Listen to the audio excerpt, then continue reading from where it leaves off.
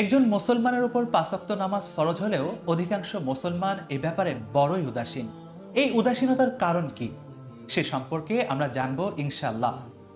সর্বপ্রথম আমাদের মাথায় রাখতে হবে, আমরা আল্লাহ তাআলার ইবাদত বন্দেগী করলে আল্লাহ তাআলার প্রতি অনুগ্রহ প্রকাশ করা হয় না, বরং তার অনুগ্রহ পেতে আমাদেরকে তার ইবাদত বন্দেগী করতে হয়। সেই জায়গা থেকে আমরা যদি আল্লাহর অনুগ্রহ পেতে চাই তাহলে আমাদের অবশ্যই নামাজ আদায় করতে হবে। তৎকালীন সময়ের কিছু কাফের ইসলাম গ্রহণ করে তারা মনে করত আল্লাহর রসুলের প্রতি অনুগ্রহ করেছে। সে ব্যাপারে আল্লাহ তাআলা কোরআনে স্পষ্টভাবে তুলে ধরেছেন, ইয়ামুন্নুনা আলাইকা আন আসলামু, তারা ইসলাম গ্রহণ করে তারা মনে করে যে তোমার প্রতি অনুগ্রহ করেছে।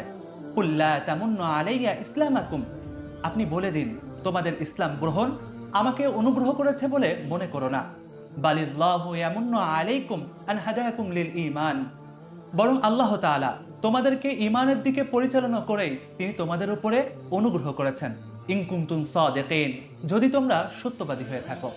প্রিয় ভাইরা, এই আয়াত থেকে একটি বিষয় স্পষ্ট হয়ে যায়, আমরা যে ইবাদত বন্দেগীগুলো করে থাকি, আমরা যে নামাজ আদায় করে থাকি, এই নামাজ আমাদের জন্যই অনুগ্রহ, আমরা নিজেদের জন্যই করে থাকি, বরং এগুলো আল্লাহর জন্য নয়। এই বিষয়টি আমাদের মাথায় রাখা। এই নামাজ আমাদের প্রতি যে অনুগ্রহ, কেন এই নামাজ আমরা পড়ি না, এর কারণ কি?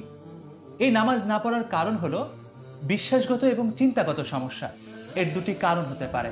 1 নম্বর, সত্যকে সত্যরূপে গ্রহণ না করা।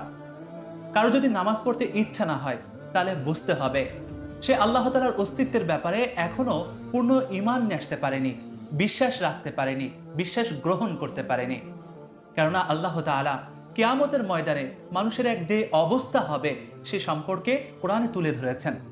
আল্লাহ তাআলা বলেছেন, ফালা সাদ্দাকা ওয়ালা সাল্লা, তারা আল্লাহ তাআলাকে বিশ্বাস করেনি, তাই তারা নামাজও পড়েনি। এই আয়াত থেকে আমাদের কাছে একটি বিষয় স্পষ্ট হয়ে যায় যে সে আল্লাহ তাআলাকে বিশ্বাস করতে পারেনি, আল্লাহ তাআলার অস্তিত্বের উপরে পরিপূর্ণ ঈমান আনতে পারেনি, তার কার্যবিধানের উপরে বিশ্বাস রাখতে পারেনি, যার ফলে সে আল্লাহ তাআলার বিধান থেকে দূরে সে নামাজ আদায় করতে পারছে না। এখান থেকে আরেকটি বিষয় স্পষ্ট হয়ে যায়, যারা মুখে দাবি করে আমি মুসলমান, আমি মুসলমানের ঘরে জন্মগ্রহণ করেছি, ইসলাম আমার ধর্ম, আমি মুসলমানের লিবাস পরিধান করেছি, তারা যদিও লিবাস পরিধান করেছে, তারা যদিও মুখে দাবি করেছে, তারা কখনোই মুসলমান হতে পারে না, মুমিন হতে পারে না, তারা দুর্বল ঈমানহীন মুসলমান। দ্বিতীয় কারণ হলো নামাজের পরিণাম নিয়ে ভাবনা। আমাদের মুসলিমদের মধ্যে একটি বিষয়ের বেশ প্রচলনা রয়েছে, সেটি হলো নামাজ আদায় করতে হবে আল্লাহর জাহান্নাম থেকে বাঁচার জন্য, কবরের আযাব থেকে বাঁচার জন্য, আল্লাহর ক্রোধ থেকে বাঁচার জন্য, ওই কঠিনের হিসাব থেকে বাঁচার জন্য। বরং না, প্রকৃতপক্ষে আমাদের নামাজ আদায় করতে হবে কোনো নেতিবাচকের দিকে লক্ষ্য করে নয়, বরং আমাদের নামাজ আদায় করতে হবে আল্লাহ তাআলার ইতিবাচকের দিকে লক্ষ্য করে। কেননা এই নামাজের মাধ্যমে আল্লাহ তাআলার সাথে বান্দার মহাব্বত অটুট থাকে, ঘনিষ্ঠ হতে থাকে। কারণ আল্লাহ তাআলা যখন বান্দাকে সৃষ্টি করেন তখন থেকেই বান্দা এবং আল্লাহর মাঝে একটি বন্ধন তৈরি থাকে। এই বন্ধনকে অটুট রাখার জন্য নামাজ আদায় করতে হবে। এছাড়াও এই নামাজের অনেক ফজিলত রয়েছে। এই নামাজের মাধ্যমে মানুষ বিভিন্ন গুনাহের কাজ থেকে বেঁচে থাকতে পারে, অনেক ফাহিশা কাজ থেকে বেঁচে থাকতে পারে, ফেরেশতাদের ক্রোধ থেকে বেঁচে থাকতে পারে, বিপদ আপদ থেকে বেঁচে থাকতে পারে, এবং সে বিভিন্ন ফাহিশা কাজ থেকেও বেঁচে থাকতে পারে। সে ব্যাপারে আল্লাহ তাআলা কুরআনুল কারীমে স্পষ্টভাবে বলে দিয়েছেন, ইন্নাস সালাতা তানহা আনিল ফাহশাই ওয়াল মুনকার, নিশ্চয় এই নামাজ, নিশ্চয় তোমার নামাজ তোমাকে সমস্ত ফাহিশা কাজ থেকে, অনিষ্ট থেকে বাঁচিয়ে রাখবে। ওয়ালিযিকরুল্লাহিল আকবার, এবং আল্লাহ তাআলার স্মরণ সর্বশ্রেষ্ঠ।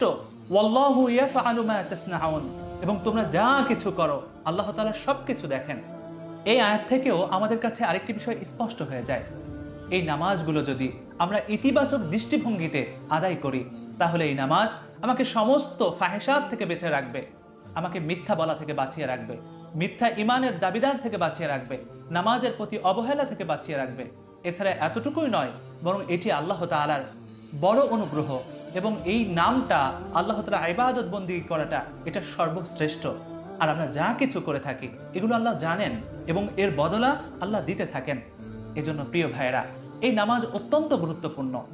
এজন্য এই নামাজ আদায় করতে হলে সাহাবা একরাম রাদিয়াল্লাহু আনহুম এবং নবী করিম সাল্লাল্লাহু আলাইহি ওয়াসাল্লামের দিকে লক্ষ্য রাখতে হবে, তারা কিভাবে নামাজ আদায় করেছে। আমাদেরকেও সেভাবে নামাজ আদায় করার জন্য চেষ্টা রাখতে হবে।